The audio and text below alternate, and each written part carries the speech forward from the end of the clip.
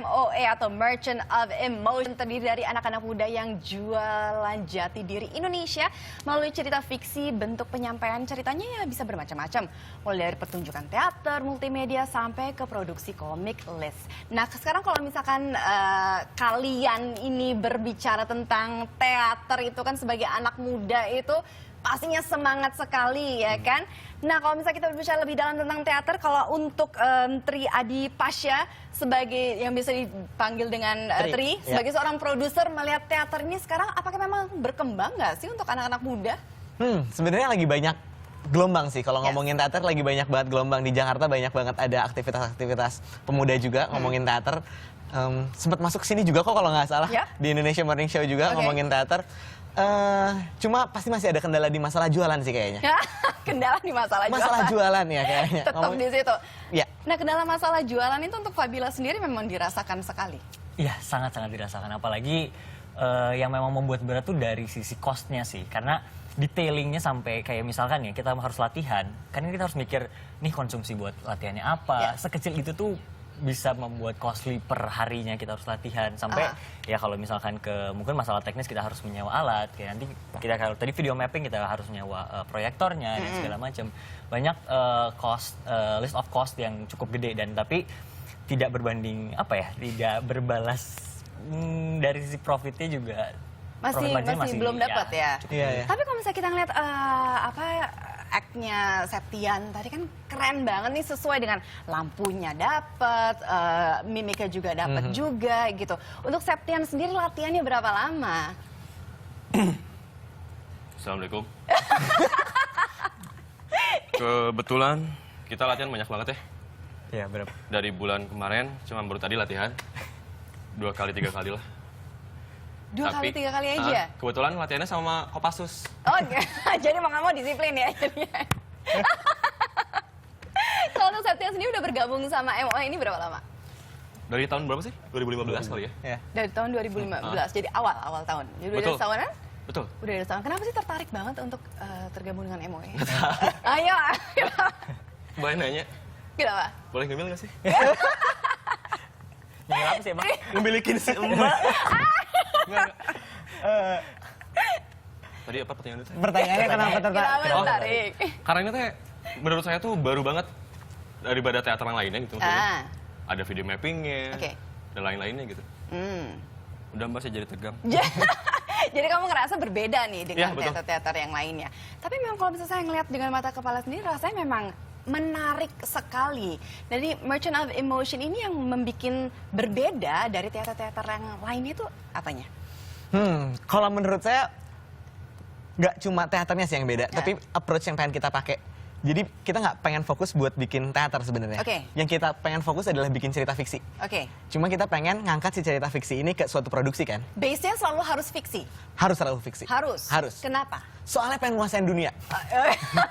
Dan bosan sama realita. Benar. Ya sama saya juga. Kayak Asep ini ya. Nggak tertarik kalau misalkan nanti ada satu cerita yang non-fiksi gitu, nggak akan sama sekali diterima? Kayaknya untuk sementara waktu pikiran kita belum sih. Nggak kesana? Yes. Karena si cerita fiksi ini kalau ngelihat simptomnya, itu tuh kayak Star Wars kemarin nih, The Force Awakens. Gila, itu kan cerita yang ada di galaksi far far away. Tapi tiba-tiba menginvasi dunia kita nih lewat model-modelnya, dari model pesawat yang ada di bandar udara lah, mall-mall, segala macam. Dan itu tuh ada yang ngerjain tuh pasti kan. Dan ada yang ngerjain itu berarti ada nilai ekonomi. Nah, di situ sih yang pengen kita zoom in. Dan semua tersihir ya kan dengan Star Wars, itu bener banget. Nah kalau untuk yang namanya anggota dari Merchant of Emotion ini, anggota yang sudah berapa dan bagaimana, apakah rencana untuk rekrut lagi? Gimana Bil? Well sebenarnya pas awal-awal kita tuh punya mungkin founder yang tadi Mbak bilang kita start with 11 members. Cuman tadi kata Tri ada midlife crisis. Jadi sekarang tuh memang fixnya kurang lebih ada 5 member yang bertahan. Karena kita juga we want to keep our team small to be more efficient. Dan kalau masalah oprek kita itu semua tergantung sama proyek apa yang kita kerjain, dan biasanya kita buat brief dulu dari proyek terus atau mau buat karya, baru kita mungkin kalau memang kita butuh kru kita bikin open recruitment, kalau misalnya kita butuh cast dan memang sesuai sama cerita atau dari arahan dari sutradara atau produser baru kita casting. Kayak Tian ini harus melewati dulu tahap casting. Castingnya berapa lama tuh untuk mengcasting Tian sampai akhirnya berpikir ini kayaknya aktor yang tepat nih untuk acara yang ini gitu. Begitu lewat langsung, wah cakep. Ya dia agak mirip Ariel sih. In a way. Gimana? Kalau proses casting sebenarnya tergantung juga. Itu tuh sebenarnya tergantung dari posisi produser sama si sutradara. Jadi kan si produser bakal nge-pick sutradara nih. Nah, jadi proses castingnya actually beneran diskusi aja. Kalau produser sama sutradaranya udah gini banget nih, udah tahu banget mau ngapain, biasanya cepet. Biasanya cepet dan langsung kayak, udah ini aja ya. Berarti bukan karena pilihan terakhir ya? Oh, enggak.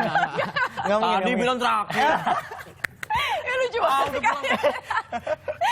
Ini Mas, kalian semua di ITB ya? ITB. Kalian pada di kelas kan? Saya di luar. Parkir gitu. Untuk bikin satu acara, untuk bikin satu show seperti tadi contohnya itu memerlukan persiapan ataupun durasi berapa lama itu? Balik lagi tergantung sama kejarannya. Kayak misalnya tadi kalau yang di sini kita karena memang target adalah 6 menit gitu. Yes. Jadi kita berarti membutuhkan sekitar 1 bulan dari mulai planning sampai akhirnya latihan dan sampai kita coba ke nyobain di stage langsung. Oke. Nah tadi perform pertama dari Septian udah kita lihat bersama-sama. Rasanya nggak sabar kalau kita boleh Septian bisa persilakan untuk siap-siap karena mau perform yang kedua. Silakan. Kocak ya juga Septian ini. Iya. Nah tapi kalau misalnya untuk kendala-kendala tersendiri, kalau misalkan kalian mau rasain bikin ekspansi lagi untuk MOE ini makin berkembang lagi di Indonesia, kalian ngerasanya apa aja susahnya? Oke. Ngomongin susahnya, pertama harus ditanyain dong, ya kan? Menurut saya kesusahan paling pertama adalah kita tuh belum pernah punya model yang bisa kita contoh. Maksudnya ketika kita bilang pendekatannya cerita fiksi, kita belum pernah punya cerita fiksi yang terkenal banget seluruh dunia gitu loh.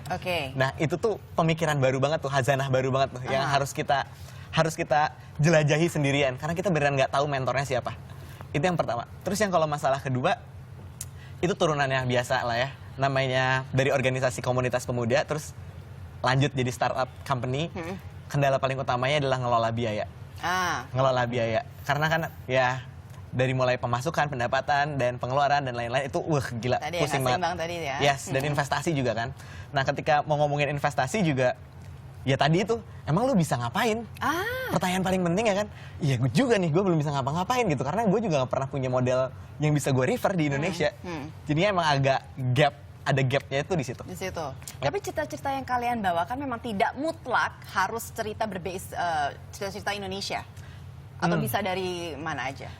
Oke, kalau ngomongin ceritanya berbase dari Indonesia, kita pengen ngebawa nilai Indonesia, tapi kan nggak perlu harus melulu tentang cerita rakyat gitu. Karena actually cerita kita lagi ngobrol di sini juga kan, Mbak, ini jadi ceritanya Indonesia. Bisa dimasukin juga nanti ya. Iya, exactly. Kayak ada banyak banget kok insight-insight tentang cerita Indonesia, nggak perlu langsung blatantly nyeritain cerita rakyat gitu. Oke. Gitu We sih. hope for the best for you guys ya. Thank you. Semangat terus. Oke, dan sekarang kita akan melihat penampilan dari Septian kira-kira seperti apa ya. Kita masuk lihat yuk.